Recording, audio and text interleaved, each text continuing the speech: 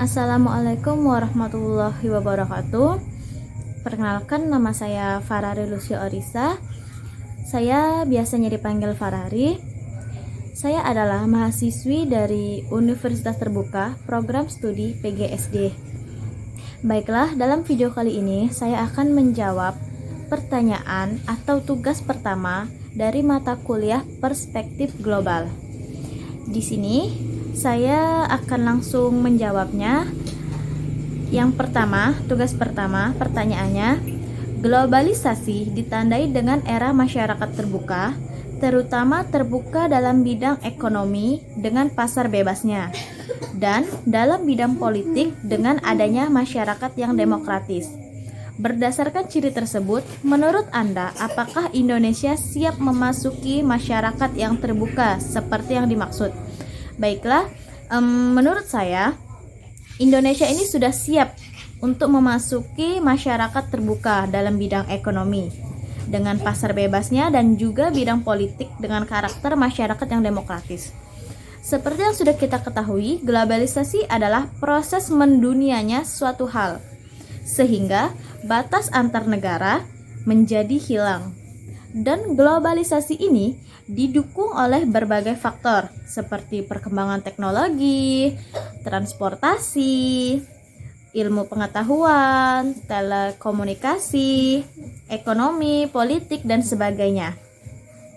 Dan dengan meningkat pesatnya arus globalisasi ini, apalagi di bidang ekonomi, otomatis membuat sebuah negara menjadi terbuka. Misalnya seperti negara kita, negara Indonesia. Salah satu kegiatan ekonomi di era globalisasi sekarang adalah perdagangan internasional yang terintegrasi dan terjadi tanpa adanya batasan wilayah antar negara. Akibatnya, perusahaan-perusahaan yang berasal dari luar negeri dapat dengan leluasa masuk ke sebuah negara. Misalnya, perusahaan luar negeri dapat dengan mudah masuk ke negara Indonesia dan membuka peluang produk-produk yang berasal dari pasar global untuk masuk ke dalam pasar domestik. Nah, selain kemudahan dalam impor, negara kita juga dapat mengekspor barang ke luar negeri, baik berupa bahan tambang, hasil bumi, atau kerajinan khas negara kita. Hanya saja, menurut saya, di Indonesia ini masih kurangnya penyuluhan dan wadah atau fasilitas dari pemerintah untuk masyarakatnya, terutama masyarakat di daerah-daerah kecil, agar mereka yang berada di daerah kecil dapat ikut andil dalam pasar bebas ini. Kenapa saya katakan Indonesia kurang penyuluhan ini? Karena sebagian besar masyarakat daerah kecil masih belum menguasai cara berdagang sesuai zaman sekarang dan ilmu pengetahuan agar dapat bersaing di pasar bebas seperti sekarang. Selain itu, pemerintah juga harus jeli atas segala kemungkinan penyimpangan yang mungkin dilakukan oleh pelaku ekonomi atau oknum pemerintah sendiri. Peran pemerintah harus sangat berperan penting dalam kegiatan ini, karena selain menjadi wadah atau fasilitas dan mengadakan penyuluhan kepada semua masyarakat serta jajaran kepemerintahan, pemerintah harus menjadi pengawas atas jalannya perekonomian di Indonesia, agar perekonomian di Indonesia tetap stabil, dapat bersaing di pasar bebas secara baik, dapat memberikan ekonomi kepada semua pelaku ekonomi, dan tentunya dapat mensejahterakan masyarakat Indonesia. Seperti yang telah terjadi saat sekarang, kurangnya pemerintah dalam menangani oknum-oknum yang nakal, seperti pada saat ini tentang kasus minyak goreng contohnya. Selanjutnya, terkait dengan globalisasi di bidang politik yang dicirikan dengan masyarakat yang demokratis. Seperti yang kita semua ketahui teman-teman, demokrasi adalah suatu negara dengan sistem pemerintahan yang kedaulatannya berada di tangan rakyat. Yang tentu artinya kekuasaan tertinggi berada di hasil keputusan rakyat melalui wakil-wakilnya. Dan menurut saya di Indonesia sudah menjadi bangsa yang demokratis tanpa harus meninggalkan budaya, norma, dan karakter bangsa Indonesia, yakni Pancasila. Pancasila pun dalam hal ini bersifat universal atau umum, sehingga Pancasila bukan menjadi penghalang bagi masyarakat Indonesia yang hendak menjadi warga dunia. Dan kita sebagai masyarakat Indonesia perlu memanfaatkan segala kesempatan ini dengan baik dan tetap berada di jalur dan ranah yang baik. Baiklah, itu jawaban saya atas soal yang pertama. Kita akan lanjut ke soal berikutnya, soal nomor 2.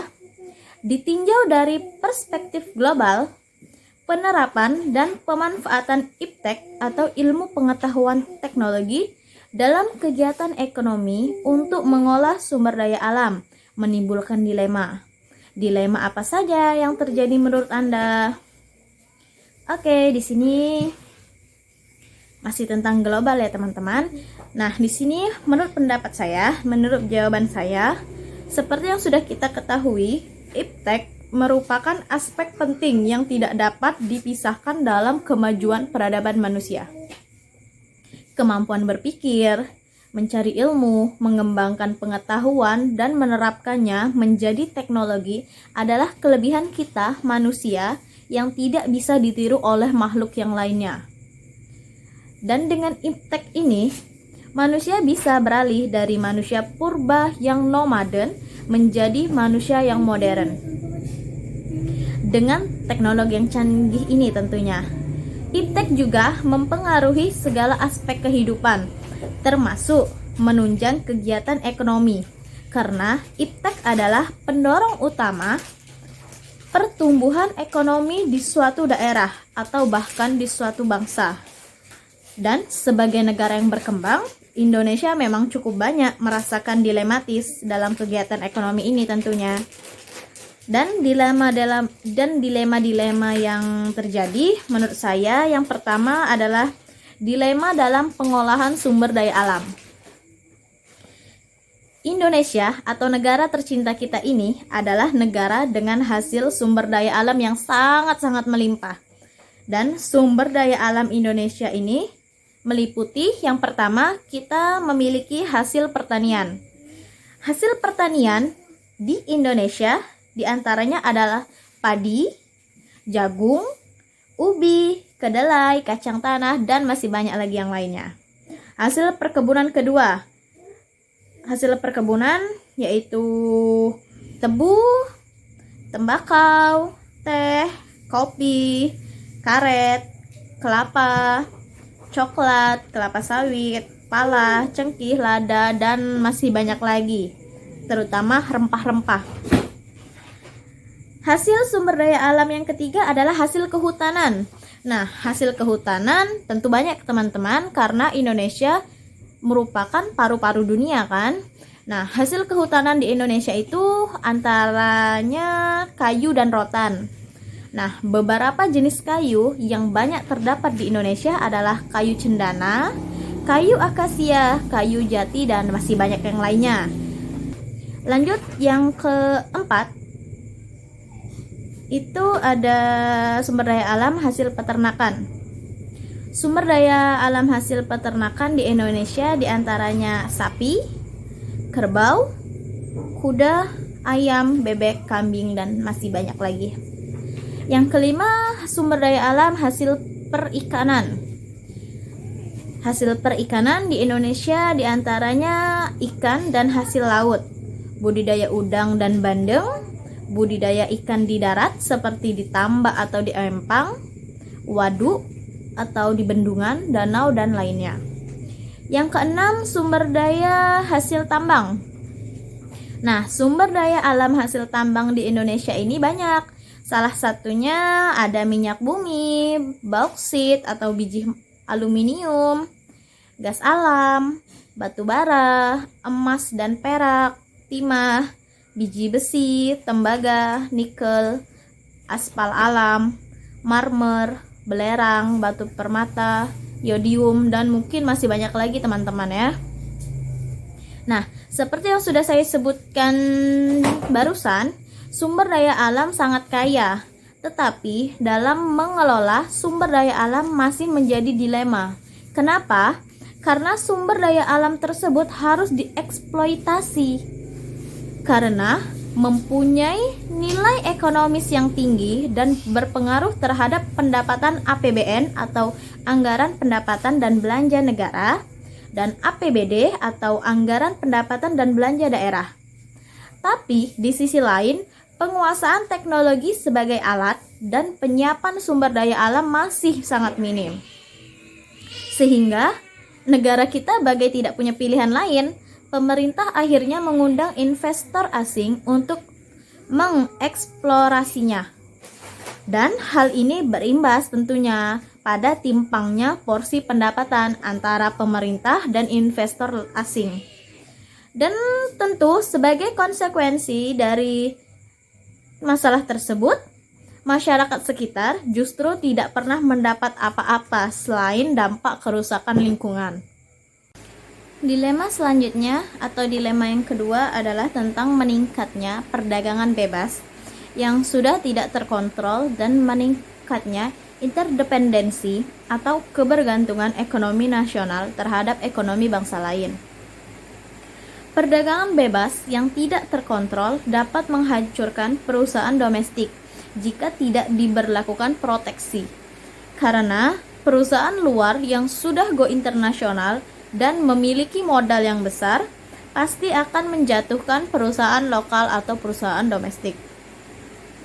Interdependensi atau kebergantungan ekonomi terhadap ekonomi bangsa lain juga akan meningkatkan resiko terpengaruhnya ekonomi Indonesia jika ekonomi bangsa lain terpuruk, karena kemampuan pengelolaan wadah pemerintah dan teknologi Indonesia masih relatif rendah. Baiklah, kita lanjut pada pertanyaan yang terakhir atau pertanyaan nomor 3. Saling ketergantungan antar negara dan antar bangsa dalam berbagai aspek kehidupan berkat keberhasilan serta perkembangan manusia. Coba jelaskan contoh-contoh nyata yang terjadi. Baiklah, sebelumnya, menurut Kamus Besar Bahasa Indonesia atau KBBI, ketergantungan diartikan sebagai sesuatu yang berkaitan dengan atau kepada orang lain atau masyarakat. Artinya, manusia tidak dapat berdiri sendiri tetapi membutuhkan manusia lain. Sama halnya dengan kebergantungan antar negara.